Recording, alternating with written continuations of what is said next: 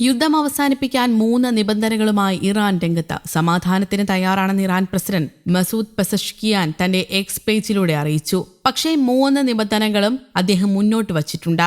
ഇറാന്റെ പരമാധികാരം അംഗീകരിക്കണം, യുദ്ധം മൂലമുണ്ടായ നഷ്ടപരിഹാരം വേണം, ഭാവിയിൽ സംഘർഷങ്ങൾ ഉണ്ടാകാതിരിക്കാൻ അന്താരാഷ്ട്ര തലത്തിൽ ഉറപ്പ് നൽകണം എന്നിവയാണ് നിബന്ധനകൾ. അതേസമയം ഇറാന്റെ ഒരുവിധം എല്ലാ ലക്ഷ്യസ്ഥാനങ്ങളെയും തകർത്തെന്നും യുദ്ധം ഉടൻ അവസാനിപ്പിക്കാൻ കഴിഞ്ഞേക്കുമെന്നും യുഎസ് പ്രസിഡന്റ് ഡൊണാൾഡ് ട്രംപ് പറഞ്ഞു. ഹോർമൂസിലൂടെയുള്ള ഊർജ്ജ നീക്കം തടസ്സപ്പെടുത്തിയാൽ ഇതുവരെ കാണാത്ത തീവ്രതയിലെ പ്രത്യാഘാതങ്ങൾ ഇറാൻ കാണേണ്ടി വരുമെന്ന് ട്രംപ് മുന്നറിയിപ്പ് നൽകി. പുതിയ പരമോന്നത നേതാവ് മുജ്തബ ഖമനേയിക്ക് നേരിയ പരിക്കേറ്റത് ഇറാൻ ഉദ്യോഗസ്ഥർ സ്ഥിരീകരിച്ചിരുന്നു. ഫെബ്രുവരി 28-ന് പിതാവ് ആയത്തുള്ള അലി ഖമനേയി അടക്കം കുടുംബാംഗങ്ങളുടെ ജീവനെടുത്ത ടെഹ്റാനിലെ വ്യോമാക്രമണത്തിലാണ് പരിക്കേറ്റത്. അതേസമയം മുജ്തബ സുരക്ഷിതനാണെന്ന് ഇറാൻ പ്രസിഡന്റ് മസൂദ് പെസഷ്കിയാൻ അറിയിച്ചു. രഹസ്യ കേന്ദ്രത്തിൽ കഴിയുന്ന മുജ്തബ ഞായറാഴ്ച അധികാരത്തിലേറിയ ശേഷം ഇതുവരെ ജനങ്ങളെ അഭിസംബോധന ചെയ്തിട്ടില്ല. അതേസമയം യുഎസ് ഇസ്രയേൽ ആക്രമണത്തിൽ കൊല്ലപ്പെട്ട സൈനിക കമാൻഡർമാരുടെ സംസ്കാര ചടങ്ങിനായി ഭീഷണികളെ അവഗണിച്ച നിരവധി പേർ ഇന്നലെ ഇറാനിയൻ തെരുവുകളിൽ ഒത്തുകൂടി. ഇറാന്റെ പുതിയ പരമോന്നത നേതാവ് മുജ്തബ ഖമേനിക്ക് പിന്തുണയുമായി ഉത്തര കൊറിയയും രംഗത്തെത്തിയിരുന്നു.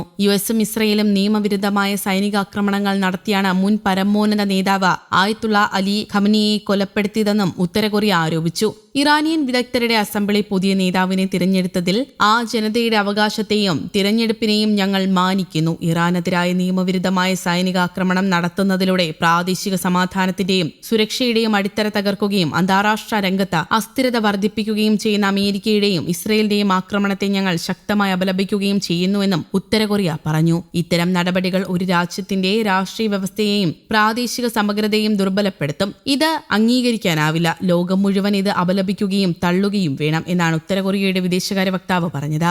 ഇറാനെതിരെയുള്ള യുഎസ് ഇസ്രയേൽ യുദ്ധത്തെ ഗുണ്ടാ സംഘങ്ങളുടെ പ്രവൃത്തിയെന്ന് നേരത്തെ ഉത്തര കൊറിയ വിമർശിച്ചിരുന്നു. അതേസമയം ഗൾഫ് രാജ്യങ്ങൾക്കെതിരെ ഇറാൻ നടത്തുന്ന ആക്രമണം ഉടൻ നിർത്തണമെന്നാവശ്യപ്പെട്ട UN രക്ഷാസമിതി പ്രമേയം പാസാക്കിയിരുന്നു. ഇറാൻ അന്താരാഷ്ട്ര നിയമം ലംഘിക്കുന്നതായും അന്താരാഷ്ട്ര സമാധാനത്തിനും സുരക്ഷയ്ക്കും ഗുരുതരമായ ഭീഷണി ഉയർത്തുന്നതായും ഐക്യരാഷ്ട്രസഭ സുരക്ഷാ സമിതി ബുധനാഴ്ച അവതരിപ്പിച്ച പ്രമേയത്തിൽ വ്യക്തമാക്കുന്നു. പ്രമേയത്തെ സമിതിയിലെ അംഗങ്ങളിൽ 15-ൽ 13 പേരും പിന്തുണച്ചു. റഷ്യയും ചൈനയും വോട്ടെടുപ്പിൽ നിന്ന് വിട്ടുനിന്നു. ബഹ്റൈനാണ് സുരക്ഷാ സമിതിയിൽ പ്രമേയം അവതരിപ്പിച്ചത്. ഗൾഫ് മേഖലയിലെ രാജ്യങ്ങളുടെ ആശങ്കകൾ പ്രമേയത്തിൽ വ്യക്തമായി പ്രതിഫലിക്കുന്നുണ്ട്. ഇറാനെതിരെ അമേരിക്കയും ഇസ്രയേലും നിലവിൽ നടത്തുന്ന സൈനിക നടപടികളെക്കുറിച്ച് പ്രമേയത്തിൽ പരാമർശമില്ല. മേഖലയിലെ സംഘർഷം അവസാനിപ്പിക്കാൻ എല്ലാ രാജ്യങ്ങളും ഒരുപോലെ ബാധ്യസ്ഥരാണെന്ന് കാണിച്ച് റഷ്യ ഒരു ബദൽ പ്രമേയം അവതരിപ്പിച്ചുവെങ്കിലും അത് പരാജയപ്പെട്ടു. സൈനിക നടപടികൾ പൂർണ്ണമായും നിർത്തണമെന്നാവശ്യപ്പെടുന്ന പൊതു സ്വഭാവമുള്ളതായിരുന്നു റഷ്യയുടെ പ്രമേയം.